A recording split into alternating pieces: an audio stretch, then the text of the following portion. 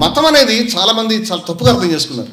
నేను విజయవిహారంలో నేను పనిచేస్తున్నప్పుడు నాస్తికుడు నా దగ్గరికి వచ్చినాడు. నాకు ఆయన మీద తగాదలేదు.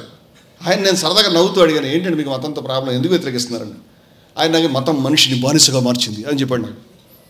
అంటే నేను నవ్వుతూ అడిగాను, ఏ మతం అయితే నువ్వే దేవుడివి అని చెప్పిందో, నువ్వే దేవుడివి తత్వమసి అని చెప్పిందో, అది కూడా నిన్ను బానిసగా మార్చిందని అడుగుతున్నాను నేను. ఎక్కడి నుంచి సంపాదించావు ఈ నిర్వచనాన్ని? నిన్ను సీఎం అని చెప్పలేదు, ఎమ్మెల్యే అని చెప్పలేదు, కౌన్సిలర్ అని చెప్పలేదు, నిన్ను దేవుడు అని చెప్పింది.